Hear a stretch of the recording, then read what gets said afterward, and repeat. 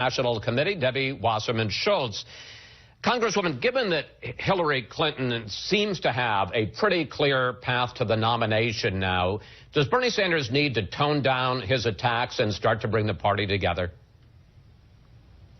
Well, I actually have been very proud throughout this campaign of both of our candidates. You've seen in every single one of our debates, and then also in discussions on the campaign trail, the substance and the commitment that each of our candidates has to laying out for the American people their vision for how they'd move our country forward. And so I've been quite proud of both of them, particularly when compared to the circus that has unfolded on the other side. But if you can answer my question, does Bernie Sanders need to tone down his attacks? I'm about to. Okay, I was waiting. I'm about to. I needed to preface it for a moment because they've done a great job at being substantive comparatively. But what I have cautioned over the last several weeks is that we need to make sure that the rhetoric that each candidate uses is such that it doesn't make it more difficult for us to reunify. And I think that, it's expected in a campaign like this one, as we get towards the narrow end of the funnel, we've only got 19 primaries left, that it's going to get a little more intense, but we need to make sure that we focus on the end game, which is to obviously make sure that we can elect our nominee president of the United States, which I'm confident that we will. But Sanders continues, even after New York, to go after Clinton. Here's just some of what he said during a town hall this week in Pennsylvania. One of the differences between Secretary Clinton and myself is I have opposed every one of these disastrous trade agreements. One of the major differences is precisely how we raise money for our campaigns. Question, is that helpful to electing a Democratic president? Chris, when you look at what's happened this week on the other side of the aisle with basically Toto pulling back the curtain on the wizard and revealing that Donald Trump isn't on the level, has never been on the level. They basically have a faker running for president of the United States and, has been the most extreme misogynistic, bigoted candidate that the Republican Party certainly has ever put forward, and probably any candidate who's ever run before. Pointed differences between our candidates that at the end of this primary, it pales in comparison to what's played out on the other side of the aisle. I mean, you have each of these candidates on the other side. I mean, forgive me, and I understand it's your job. I understand it's your job to make the case against the Republicans, but the fact is that Bernie Sanders talks repeatedly about Hillary Clinton not standing up to Wall Street, in fact, taking hundreds of thousands of dollars for speeches whose transcripts she won't release, not standing up to the big oil and gas industry, not standing up to drug companies. Deal with your own party, if you will, for a moment. Is that helpful, those kinds of critiques, to electing a Democratic president? I'm glad to deal with my own party, but it has to be done in the framework and context. I got it. You think the other guys are worse, but let's deal with your party. Much. But if you look at the way our campaign has played out, both of our candidates are focused on achieving the same goal. If either one of them were president, they would continue to build on the 73 straight months of job growth we've had in the private sector.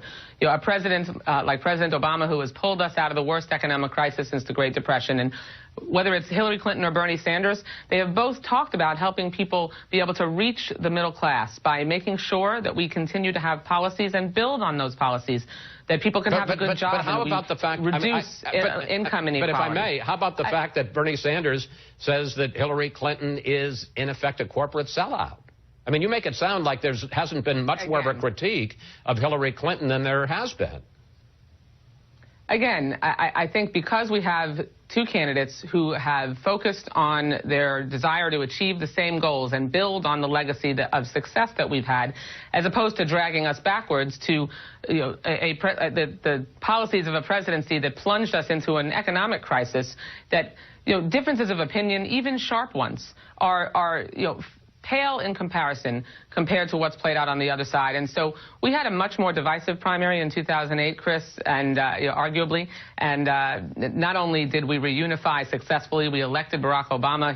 He selected Hillary Clinton to be his Secretary of State. I was a Hillary Clinton supporter to the last day in 2008, if you recall, and he asked me to be his DNC chair. So I'm very confident that regardless of the intensity of what's played out here at the last stages of the campaign, whichever one of our candidates ultimately is our nominee, we are going to be unified, and that is certainly not the case that's playing out on the other side, where they're headed for chaos at their convention. You talked about unity, but there was a lot of analysis in the media this week that Sanders' attacks have been helping to drive up Clinton's negatives. And I want to put up some numbers. In a Wall Street Journal poll, the rating on whether people have a positive or negative view of Clinton is at -24. Among all men, she's at -40. Among all whites, she's at -39. Now, look, I know, so you don't have to say it, I know that Trump's numbers are even worse, but he may not be the nominee.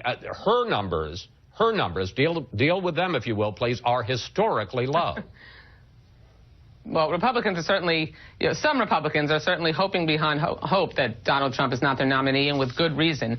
But if you look at the exit polls that were coming out of New York, and our voters were asked whether they were enthusiastic and thought our primary had energized them, 7 out of 10 of those voters asked said yes, they thought this primary energized them about supporting either one of our candidates. Less than 40% said the same about the Republicans. Wait, In fact, Can I just pick, excuse me for a second. Sorry? I just want to pick up on that, because you talk about the facts that really matter. Well, good. Well, I want to talk about the enthusiasm with Clinton's support, because so far this year, 23.1 million people have voted in Republican primaries. 18.5 million have voted in Democratic primaries. So why shouldn't we believe that, in fact, when it comes to enthusiasm, Republicans have a big advantage? They have almost a $5 million edge and 5 million voter edge in turnout. Hillary Clinton has had 10.6 million people vote for her at this point. Bernie Sanders, 7.1 million people. Hillary Clinton has more votes than Donald Trump, and I understand, Sanders but there has were more 17 votes candidates than on one Cruz, side. and so that's exactly the point, is there were 17 candidates on one side generating a whole bunch of turnout. In many places around the country, we came close or had the equivalent of the turnout. But when you look today, where we are today in this campaign, in terms of the energy and enthusiasm and interest in supporting our eventual nominee, there is far more support and energy on our side than there is on the Republican side. The same was true coming out of Wisconsin. So this is a pattern in different kinds of states. And so, especially because we are continuing to head towards a unified effort when our primary is over to make sure that we can get behind our eventual nominee. And the Republicans are clearly headed for a brokered convention that is going to descend into chaos. And